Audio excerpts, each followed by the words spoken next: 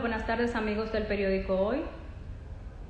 Gracias por conectar con nosotros en este live que busca llevar orientación a la sociedad en un momento en que estamos un poco preocupados por el tema del sistema sísmico de la República Dominicana. Tenemos como invitado al ingeniero Osiris de León.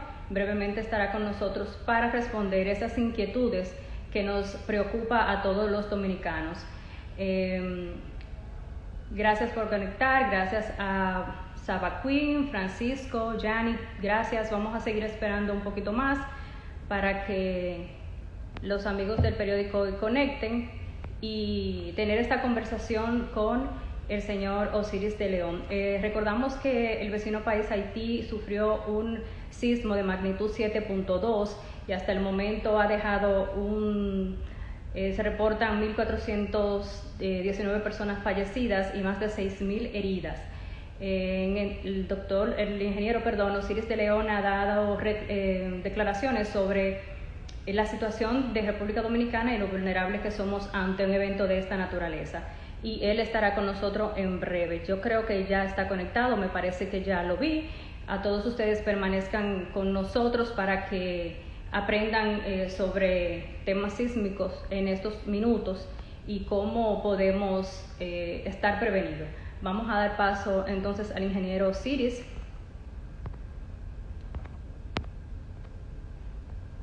Bien, ya le hicimos instante, estará aquí en pantalla con todos nosotros. Les recuerdo que pueden dejar las preguntas en la caja o en los comentarios. Fue el audio. Leyéndolo. Gracias, Luis David. Fue el audio, ella estaba en el audio. A la Chaper, y pienso que el ingeniero está en línea. Pero que estaba ya en el audio, ahora no hay audio. De todas maneras, estos minutitos nos sirven para que ustedes compartan la transmisión con las personas que están interesadas en conocer un poco de la situación sísmica en la que vivimos. Vivimos en una isla de una actividad sismológica importante y es bueno saber, es bueno estar prevenidos y saber qué hacer. Entonces, la intención es esa, justamente, que el ingeniero Osiris nos dé un poco de orientación al respecto. Gracias, Yuria, Jacqueline. Me dice que el ingeniero Osiris no se puede unir, pero vamos a intentarlo nuevamente.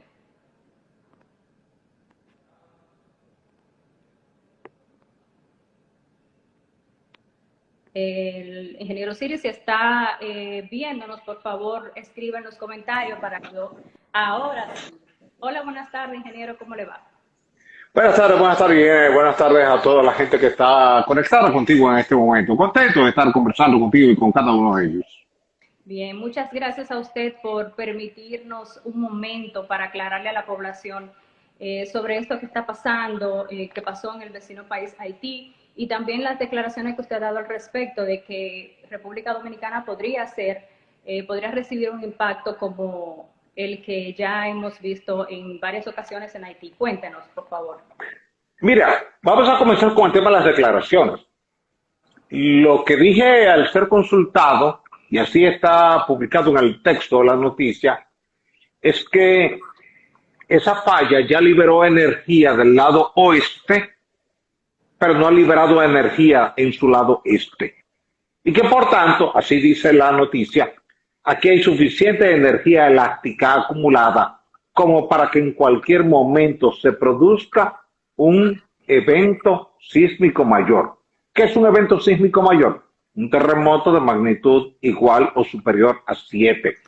Cuando decimos en cualquier territorio sísmicamente activo que pudiéramos tener un evento sísmico mayor, un sismo mayor o un terremoto mayor, estamos hablando de un evento de magnitud superior a 7 o igual a 7. De ahí en adelante, para separarlo de los menores.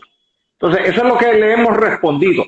De aquí para acá, la falla ha liberado energía, porque tuvimos el sismo del 12 de enero del año 2010, acá de magnitud 7, y tuvimos ahora, el sábado, este sismo de magnitud 7.2.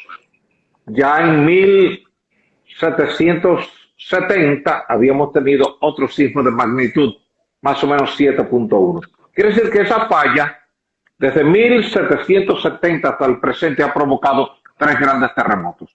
Pero no lo tiene acá, salvo que en 1751 tuviste un evento sísmico acá. ¿Por qué acá no hemos tenido eventos sísmicos? Tú podrás ver que esta línea viene hacia el este y aquí hace una curvatura y se va al mar. Eso se debe a que acá hay un empuje. Esta flecha te marca el empuje que hace la cresta de Nicaragua, que está empujada por este bloque sur, hacia acá. Y esta línea que originalmente era horizontal, se ha ido desplazando y se ha ido plegando. Esto implica que aquí tú tienes una trabadura. Fíjate que aquí tenemos zona de bloqueo de la falla. Como la falla está bloqueada acá, entre Jimaní y Barahona, todo el empuje que viene desde acá, empuje regional, desde el suroeste, empezado acá, se concentra en esta franja de la península sur de Haití y observa bien que por ser península es alargada, es estrecha. Quiere decir que esta falla que está marcada en línea roja no tiene una gran zona para disiparse la energía. Y eso implica que los empujes tienden a romper en esta área más que hacia esta área. Y eso es lo que explica el por qué la zona de Puerto Príncipe, Leogán, Lecay, Jeremí quedan afectados por esos sismos, que no es el caso que tenemos acá, ni lo tenemos acá en esta zona. En consecuencia, lo que respondimos a un medio de comunicación en la mañana de ayer que nos consultó fue, y así está escrito entre comillas, que como ha liberado energía del lado oeste y no la ha liberado de este lado este, aquí hay energía acumulada para producir un evento sísmico mayor. Evento sísmico mayor, reitero, es un evento sísmico que puede ser de magnitud 7, 7.1, 7.2, 7.5, cualquier evento sísmico mayor que ocurre acá. Como hemos tenido eventos sísmicos mayores acá, en la costa atlántica. Aquí en 1887, aquí en 1842, acá en 1562, después en el 2003, y allá el más famoso, el de Aragua, Matanzas, de 1946. Son los 10 grandes eventos sísmicos que hemos tenido acá en el territorio y que han provocado daños importantes, tanto del lado haitiano como del lado dominicano. Puedes ver 3 aquí en la parte sur de Haití y puedes ver 2 acá en la parte norte de Haití. Quiere decir que 5 de los 10 grandes eventos sísmicos que hemos tenido en los últimos 460 años se han concentrado del lado occidental de la isla y otros 5 se han concentrado del lado oriental. Eso quiere decir que hay 4 que se han concentrado allá entre Puerto Plata y Samaná y 1 acá en la zona de Asua. Ese es el historial sísmico que tenemos en la isla Hispaniola y cualquier proyección que se hace para un análisis de la sismicidad regional tiene que partir de esa sismicidad acumulada a lo largo de 5 siglos. Cada vez que usted se pronuncia de esta manera, crea una sensación de que necesitamos conocimiento, o sea, está la necesidad de saber qué está pasando. Nos ponen alerta porque solemos olvidar el histórico que ya usted acaba de mencionar. ¿Está la República Dominicana preparada a nivel de suelo, a nivel de infraestructuras, para soportar un tipo de evento de esta magnitud? ¿Y qué usted le sugiere a las personas para estar preparada o educarse y qué hacer durante este fenómeno? Mira, Gina, esa es una de las tareas que tenemos pendientes en la sociedad dominicana, aunque también la tenemos pendiente en otros países. O sea, no hay un país que esté en un cinturón de riesgo sísmico y donde el 100% de la población sepa qué hacer antes, durante y después de un evento, pero hay naciones como Japón, como Chile, hay estados como California que permanentemente educan a la población. Lo hacen a través de la radio, a través de la televisión, a través de seminarios, a través de talleres, a través de conferencias. Aquí ocurre lo contrario. Aquí hay personas que entienden que si se habla de sismicidad se está o alarmando a la población o deseando que ocurra un evento sísmico. Y es importante, Ginette, que la gente sepa que indistintamente de lo que pueda pensar el ser humano, los eventos sísmicos van a ocurrir. Porque han estado ocurriendo desde antes de que el ser humano esté sobre el planeta Tierra. Es decir, los terremotos están ocurriendo desde hace millones y millones de años y van a seguir ocurriendo porque responden a la dinámica convectiva magmática del núcleo de la Tierra. Si el núcleo no estuviera derretido y fundido a 5.500, 6.000 grados Celsius, no habría terremotos ni habría volcanes. Pero como ese núcleo está a tan alta temperatura, genera una corriente convectiva que se mueve como una correa transportadora.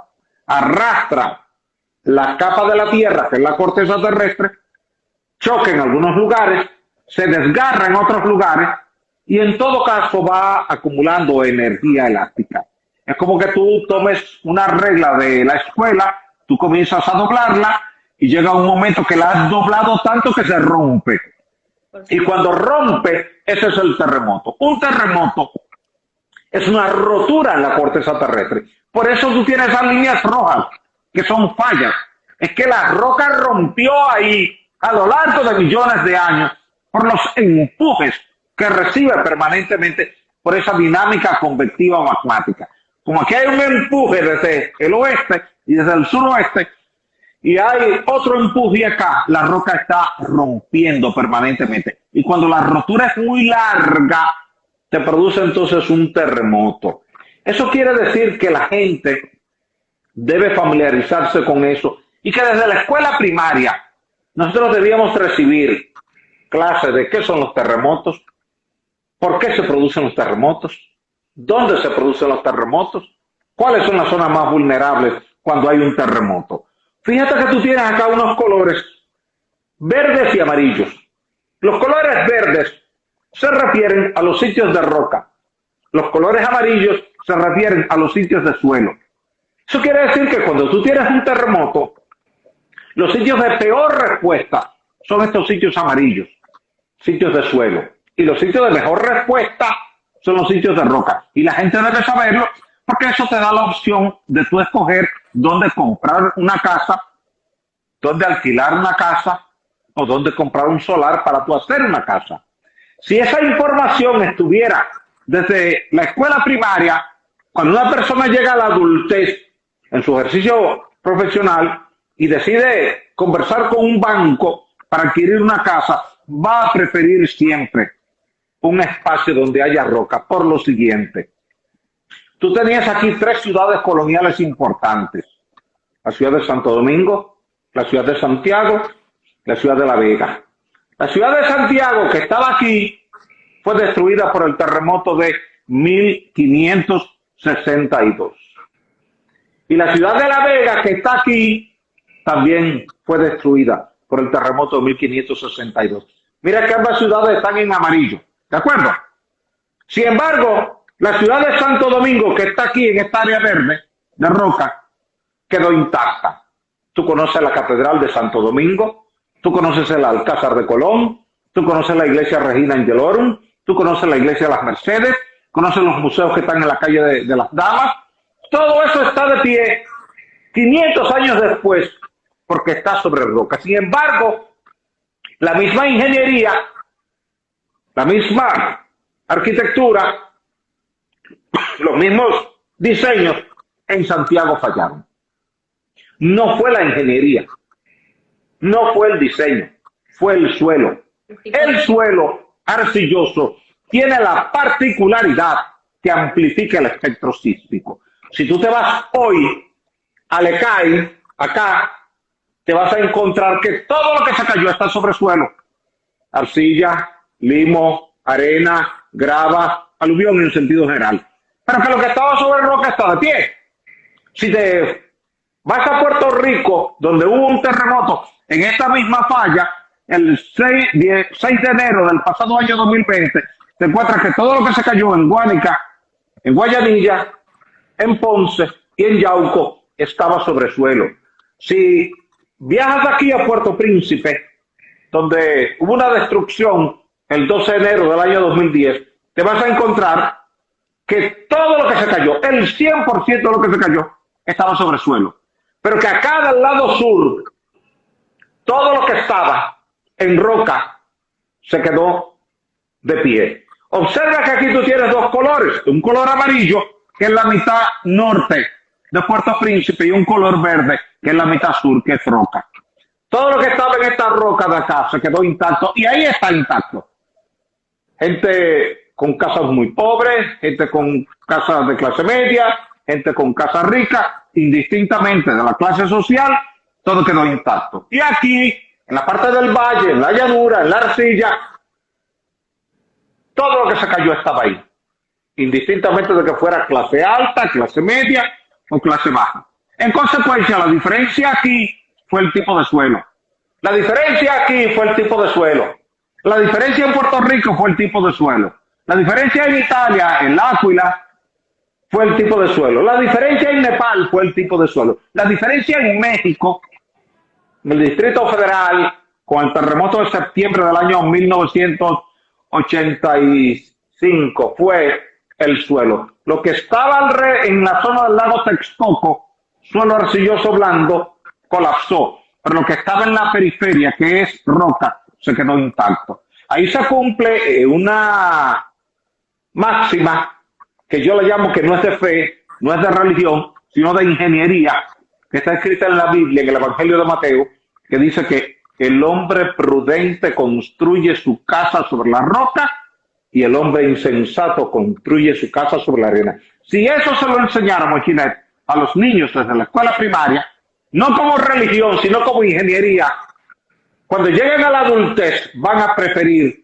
utilizar sitios de roca para vivir. Y si no encuentran sitios de roca, asegurarse de que su estructura sea lo suficientemente robusta para resistir los esfuerzos máximos cortantes que pueda generar un terremoto como el del 4 de agosto de 1946, que fue de magnitud 8.1. Por tanto, yo creo que la primera tarea que tenemos que hacer como sociedad es educar a nuestros niños para que vayan creciendo con una cultura sobre la sismicidad. Después, buscar la forma en que las autoridades pongan en práctica un plan de ordenamiento territorial.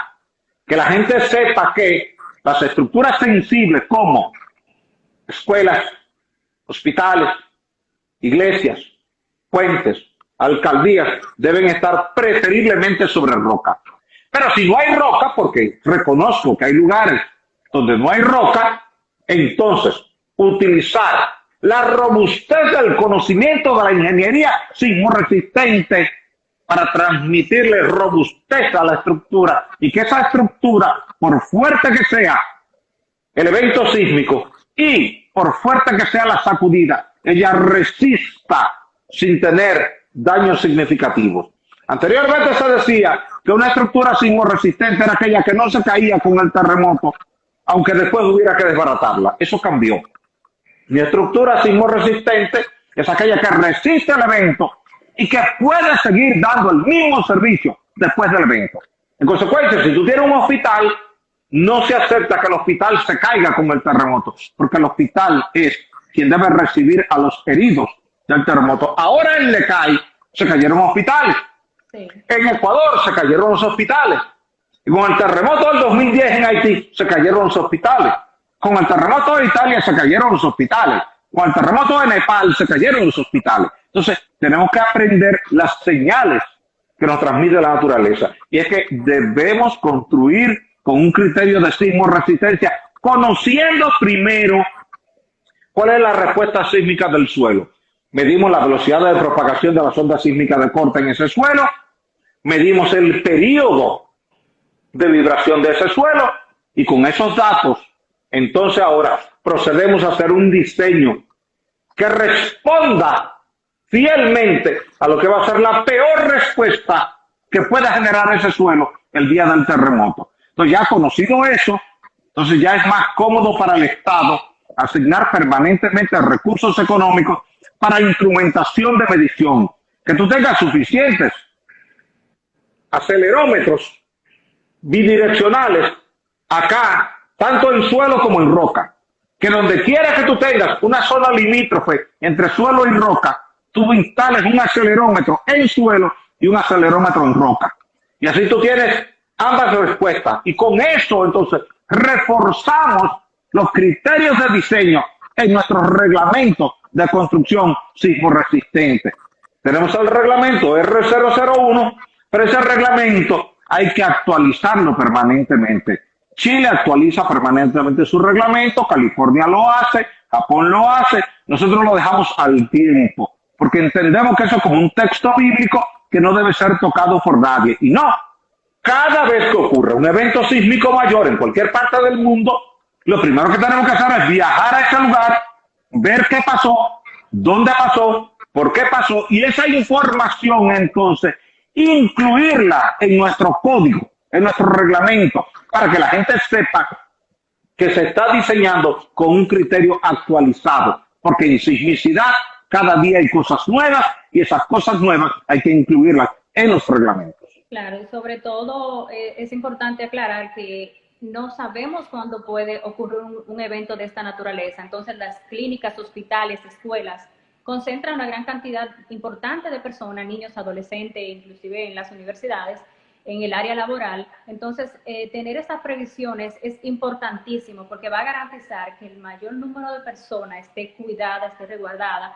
por la buena construcción de ese lugar, y también que como país podemos responder más fácil y salir de lo que eventualmente pudiera ser el impacto, porque tenemos nuestros hospitales disponibles para recibir personas. Ojalá que no ocurra, pero este tipo de información hay que llevarla a la población, y a través del periódico hoy, quiero que usted sepa, a través de mis compañeros, que estos medios siempre están prestos para llevarle orientación a la población. Por eso quisimos hacer contacto con usted. Muy válida todas esas informaciones. El pueblo creo que debe de estar sumamente complacido. Tengo muchísimas preguntas, no sé si tenemos tiempo de contestar. Sí, cómo no puedo. Tenemos tiempo para unas 4 o 5 preguntas. Bueno, pues vamos a empezar entonces con algunas que nos están llegando por acá. Dice Wilfrid Sánchez, ¿la infraestructura dominicana está preparada para recibir algún impacto sísmico? Hay algunas que sí, hay otras que no. Hay muchas estructuras, y lo vimos en Haití, en Puerto Príncipe, y lo vimos ahora en Lecay, y lo vimos en Ecuador, y lo vimos en Italia, y lo hemos visto en California, en San Francisco, lo hemos visto en Japón, en Sendai, lo hemos visto en todas partes del mundo.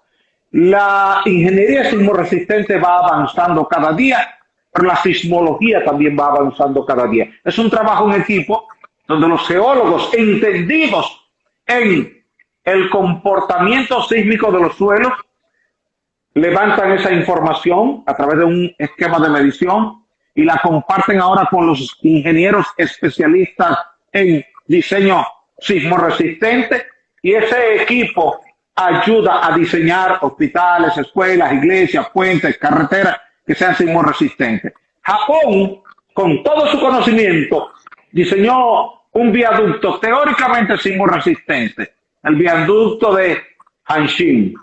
Y con el terremoto de Kobe en enero de 1995, el viaducto colapsó en un tramo de 650 kilómetros. ¿Qué pasó?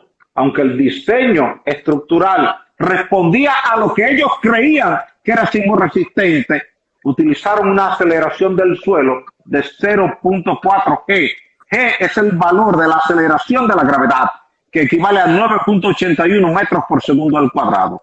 Pero el terremoto generó una aceleración en el suelo de 0.8 veces el valor de la gravedad, 0.8 G, y en consecuencia las fuerzas cortantes fueron muy superiores a las utilizadas en el diseño y el viaducto se volcó, colapsó de manera vergonzosa, y aquello fue una lección para la ingeniería estructural de Japón, que entendía que estaba bien avanzada en materia de conocimiento. Creo que aquí en la parte de roca en Santo Domingo tú no tienes mayores preocupaciones, porque la roca permite el paso de la onda sísmica de corte a alta velocidad y entonces no se amplifica. Pero en los suelos como los Prados, San Jerónimo, la Castellana, la Laura, los Jardines, los Ríos, Arroyo Hondo, Villamella, La Victoria, el criterio constructivo debe ser totalmente distinto al que tú utilizas en Naco, en Piantini, en Bellavista, en La Julia.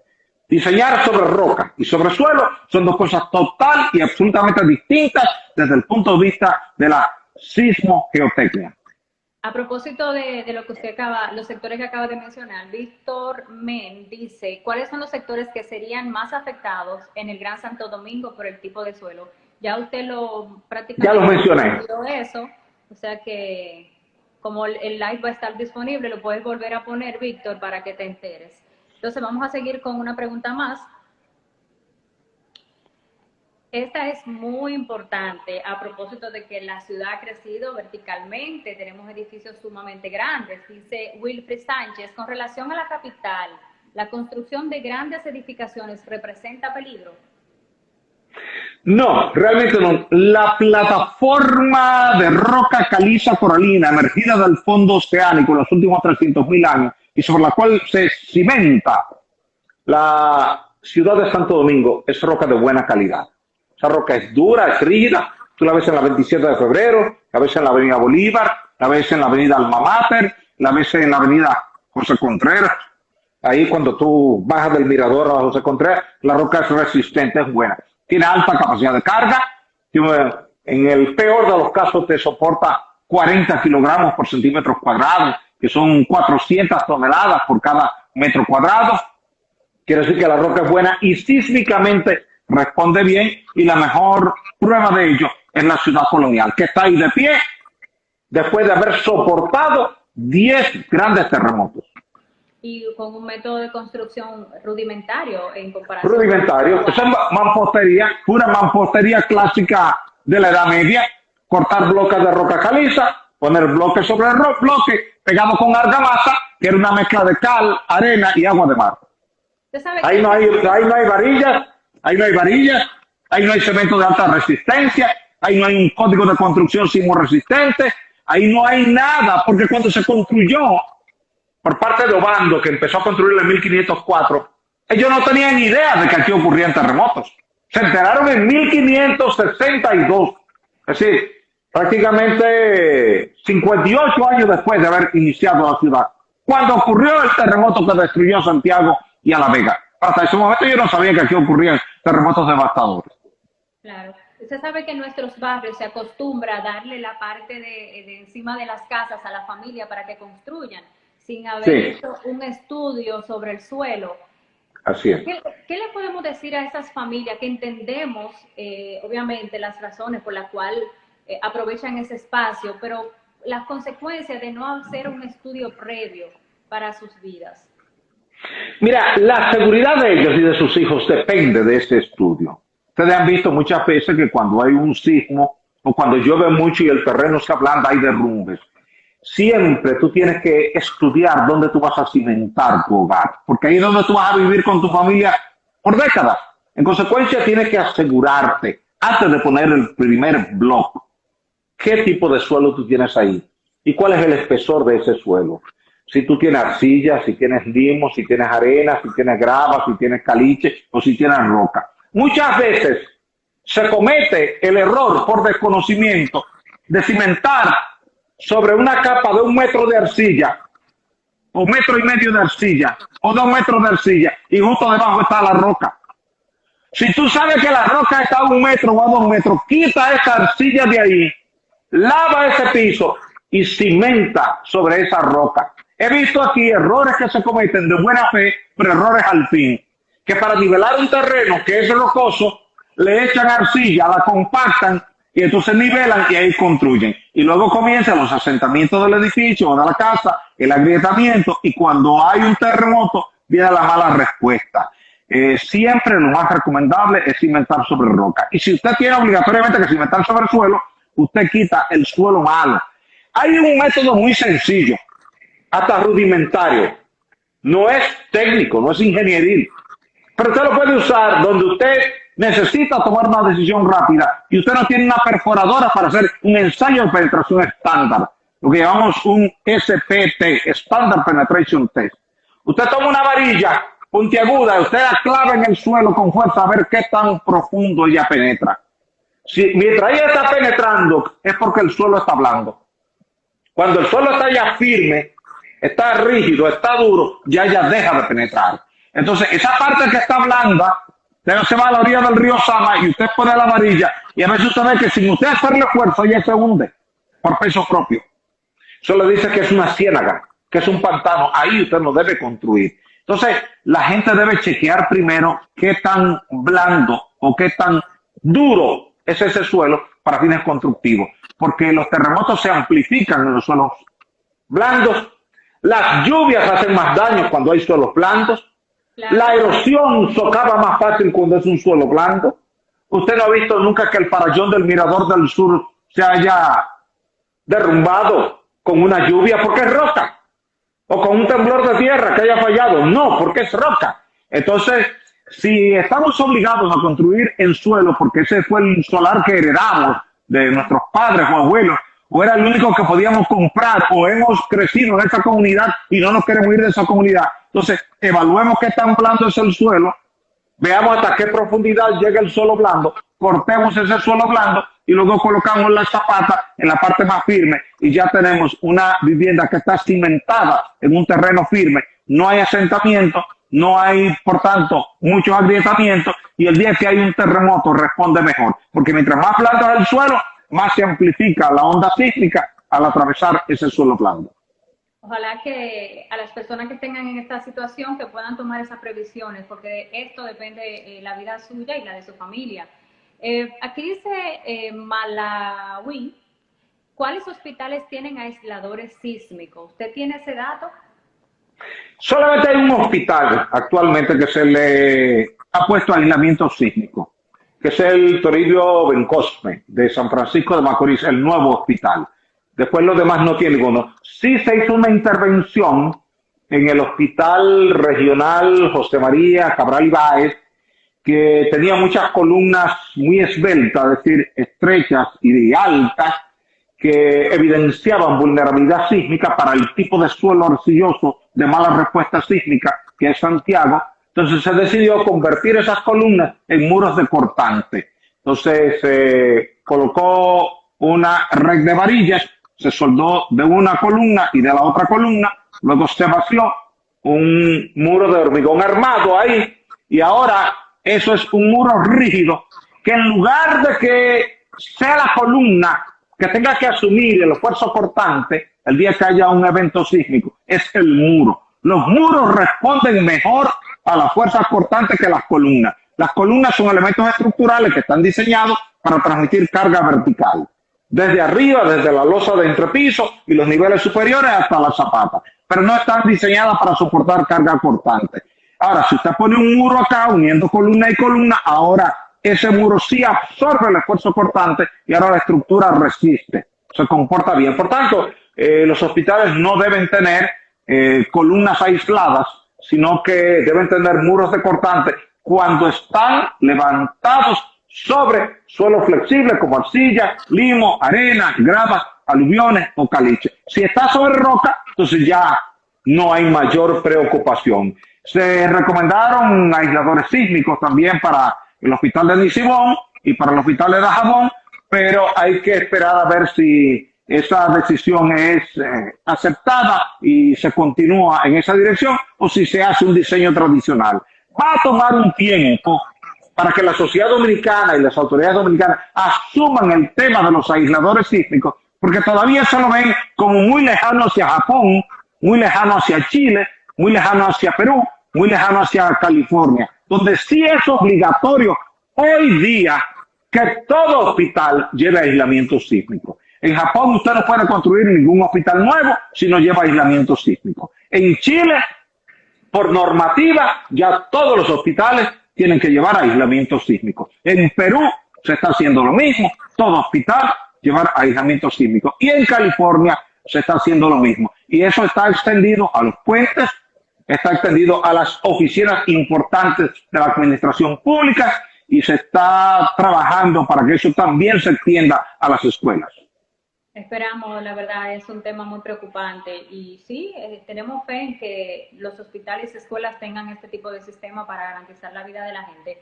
Hay una pregunta sumamente importante que la gente hace mucho hincapié sobre el tema de vivir en el mar, cerca del mar.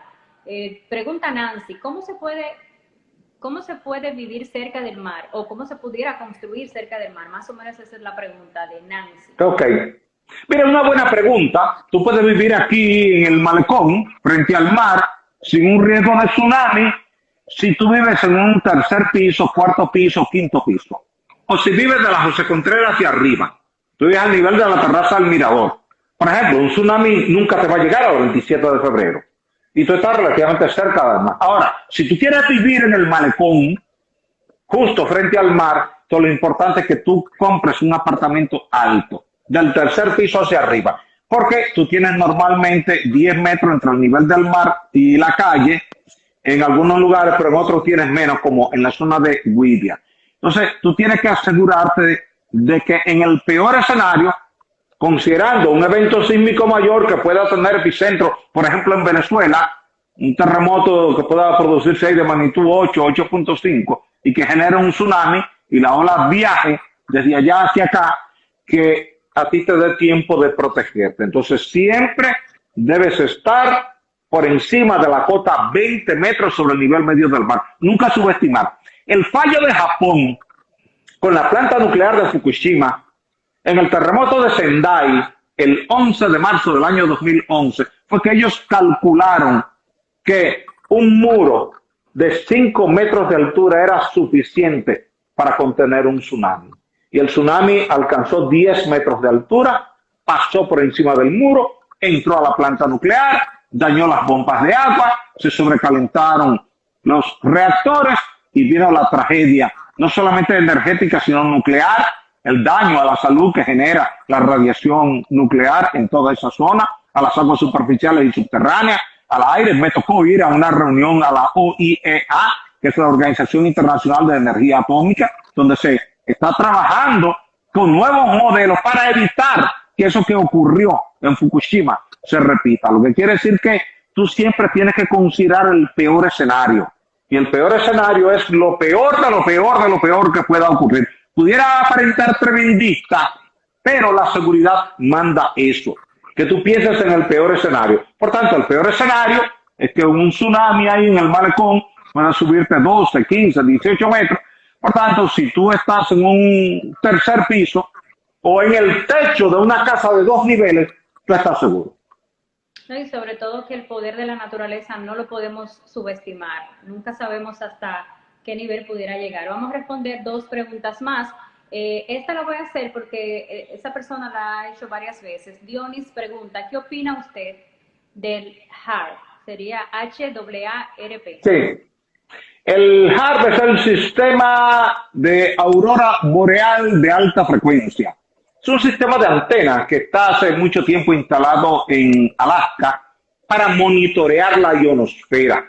Es decir, esa parte de nuestra atmósfera que está ionizada, que tiene cargas positivas y negativas. Los iones son protones y electrones. Entonces, la gente siempre ha creído de forma confundida que ese sistema está ahí para producir terremotos. De hecho, cuando el terremoto de Haití, en el año 2010, se difundió a través de redes sociales de que eso había producido bajo el esquema de HAARP. Cuando la prensa nacional e internacional nos consultó, porque siempre la prensa nos consulta, en este caso, este terremoto, la prensa internacional también nos ha estado consultando desde el propio sábado. Y respondimos a la prensa que si Estados Unidos tuviese un sistema de antenas capaz de producir terremotos, los terremotos no ocurrirían en países amigos, sino en países enemigos. Pero que lamentablemente todos esos terremotos que estaban poniendo de ejemplo eran de países amigos a los cuales no había por qué hacerle daño. Comenzando con California, que es un estado del propio Estados Unidos. Y usted ha tenido terremotos en el 85, en el 89 en California, y Estados Unidos no se va a producir un terremoto a sí mismo. ¿Cuántos terremotos ha tenido Japón? Y Estados Unidos, ni nadie le va a producir un terremoto a Japón. Además, no es verdad que con el altísimo nivel de desarrollo científico y tecnológico que tiene hoy día China, Corea, Japón, Rusia, si hubiese un sistema que pudiera romper la roca a 10 kilómetros de profundidad o a 20 kilómetros de profundidad, entonces ya no habría necesidad de mandar soldados a ninguna guerra. porque simplemente con mandarle un terremoto ya resolverían el problema. Lo que hace que se caiga ese mito que plantea que el sistema HAR es un sistema instalado por Estados Unidos para producir terremotos. De ser así, ya Estados Unidos le hubiera mandado terremotos a todos esos países que han tenido relaciones muy difíciles con ellos. Por ejemplo, Irán, por ejemplo, Afganistán. Entonces, Estados Unidos hubiera mandado un terremoto allá y otro dentro de 10 días y otro dentro de 15 días hasta resolver el problema, sin tener que poner soldados. Quiere decir que ese argumento se cae. Eso es parte de las teorías de la conspiración. Realmente no existe. No hay nada en el planeta Tierra que mediante un sistema de ondas electromagnéticas, que es lo que emite el sistema HAR, usted pueda romper una roca. Usted puede poner eso frente a cualquier roca para intentar ver si lo puede romper y no. Un terremoto de magnitud 8 implica una rotura de la corteza terrestre de más de 1000 kilómetros. ¿Y cómo con un sistema de antena usted puede romper la corteza terrestre a lo largo de una franja de 1000 kilómetros? Eso es sencillamente imposible. Claro, ¿no? Y todas estas teorías que surgen con eventos que el ser humano no comprende, limita el que la información le llegue de manera adecuada a las personas. Entonces hay que tratar de no difundir esas teorías que a veces en las redes sociales, por no tener un tipo de filtro o control, se escapan de nuestras manos. Vamos a contestar una última pregunta porque sé que usted tiene muchísimos compromisos y la entrevista que va a ser de 20 minutos ya lleva más de 40. Vamos a responder una última. Acá pregunta Víctor, ¿qué tan peligrosa puede ser la falla llamada Fosa de Milwaukee, la famosa Fosa de Milwaukee de la que tanto escuchamos? Mira, la Fosa de Milwaukee es la segunda depresión topográfica marina más profunda que tenemos en el planeta. La primera es la Fosa de las Marianas, que está allá en las Islas Marianas, al sur de Filipinas, que tiene 11 kilómetros de profundidad, y la segunda es la Fosa de Milwaukee, que tiene unos 8.645 metros de profundidad. Quiere decir que si tú entras al monte Everest, en la Fosa de Milwaukee te sobran todavía 200 metros. Eso es fruto de que la placa tectónica de Norteamérica penetra por debajo de la placa del Caribe, porque en la zona al norte de Puerto Rico y al noreste de Samaná hay un área de subducción.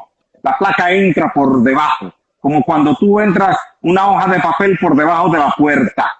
Así penetra, va levantando nuestro territorio, nos levantó a nosotros en el pasado, levanta a Puerto Rico, levanta toda esa región, acumula energía.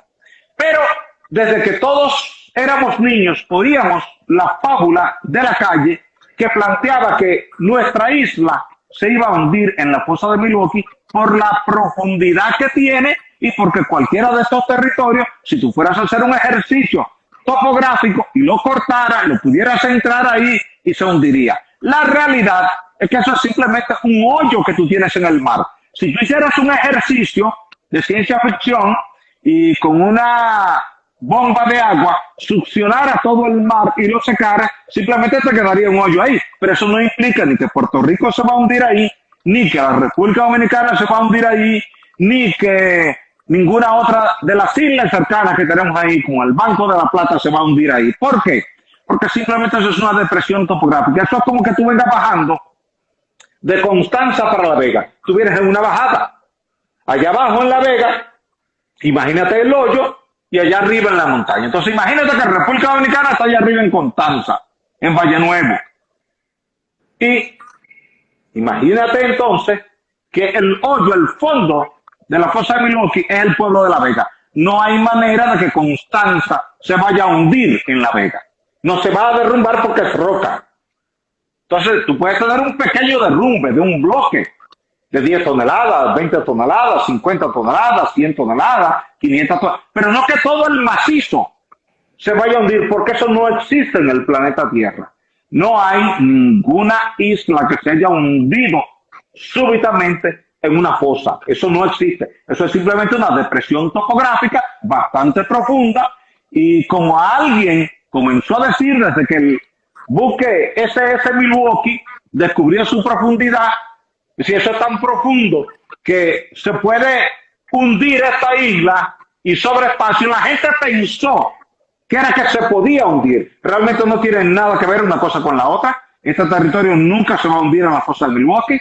Puerto Rico tampoco. Sí es una zona que comprime las placas tectónicas, se acumula energía y sí puede producir un terremoto de gran magnitud en algún momento, porque es una zona de acumulación de energía. Pero no porque se vaya a hundir Puerto Rico ahí, ni que se vaya a hundir la península de Samaná, ni que se vaya a hundir ahí la zona oriental del país, ni mucho menos la isla completa. Eso es parte de esos mitos que se han difundido a través de las calles durante muchas décadas. La gente ha ido comprando el argumento, pero no es válido. Lo único que sí tú puedes certificar es que es la segunda fosa más profunda del planeta Tierra, que ahí hay una zona de subducción, que ahí se acumula energía y que ahí en cualquier momento se puede producir un gran terremoto, porque casi a diario hay pequeños temblores de tierra en la zona de contacto de la parte más profunda de la fosa de Milwaukee. Y que son importantes para que, yo no soy conocedora del tema, pero sé que son importantes estos temblores para ir liberando esa tensión. Bueno, Víctor, gracias por tu pregunta. Bueno, ingeniero, muchísimas gracias por estar con nosotros esta tarde. Recomendaciones finales para el pueblo y los seguidores del periódico Hoy, por favor. Bueno, seguir siempre las orientaciones del periódico Hoy, que siempre está muy interesado en estos temas y que con mucha frecuencia hace reportajes sobre la sismicidad local, sobre la sismicidad insular, sobre la sismicidad regional. Hay que aprender lo más que uno pueda aprender del tema de la sismicidad, porque en la medida en que aprendemos mucho del tema, ya sabemos distinguir entre lo que es válido y lo que no es válido. Eso nos ayuda a escoger los mejores lugares para vivir, para trabajar. Eso nos ayuda a entender mejor por qué pasan las cosas. Cuando uno sabe un poco de sismicidad, puede entender por qué ha ocurrido este terremoto en la zona occidental de la península sur de Haití, y ver cuál ha sido el historial sísmico de nuestra isla y por qué cada 50, 60, 70 años se producen eventos sísmicos mayores, pero en dos fallas que son distintas. La energía que acumula la falla que está al sur, que es esta de aquí, es totalmente distinto a lo que pasa allá. Son dos fallas totalmente distintas, como si fueran dos empresas distintas, o dos familias distintas, o dos instituciones distintas. Esta falla de acá no tiene nada que ver con esta de acá, y esta de acá no tiene nada que ver con aquella de allá. Eso quiere decir, y lo digo porque mucha gente me lo pregunta, que si ya ocurrió un terremoto aquí, entonces ya no va a ocurrir más terremoto aquí por los próximos 50 años. No, mire, ocurrió ese terremoto ahí, pero puede ocurrir acá, puede ocurrir allá, puede ocurrir acá, puede ocurrir acá o puede ocurrir allá. Porque es un territorio sísmicamente activo y la gente debe estar consciente de eso. La gente debe buscar siempre la mayor cantidad de información válida sobre el tema, recordarle a la gente que la respuesta sísmica de las estructuras que están levantadas sobre roca es buena, la respuesta sísmica de las estructuras que están levantadas sobre suelo arcilloso puede ser mala, porque la roca permite el paso de la onda sísmica rápidamente, en el suelo viaja muy lentamente. Siempre que las ondas sísmicas viajen a menos de 150 metros por segundo, hay un efecto de amplificación y ese daño se transmite a la construcción, que la gente esté consciente de eso. Cuando usted le va a hacer un anexo a su casa o usted va a construir su casa, busque a un profesional certificado. Pídale una opinión al Ministerio de Obras Públicas y Comunicaciones, que tiene toda una base de datos de los profesionales que están certificados para diseñar con sismoresistencia, para construir con sismoresistencia, para que usted tenga la seguridad de que el día que haya un evento sísmico, su casa y su familia van a estar protegidos de esas fuerzas de la naturaleza. Muchísimas gracias nuevamente. Gracias a todos ustedes por mantenerse con nosotros. Conté en unas 100 y pico de personas porque sé que este tema es de mucha preocupación para nosotros los dominicanos. Y nada, dejarles abierta la invitación a usted y a su equipo para que utilicen los medios del periódico Hoy para difundir toda esa información de valor que usted tiene que dar para el pueblo dominicano. Gracias a todos. Y muchas gracias. Hasta la próxima. Bye bye. Gracias.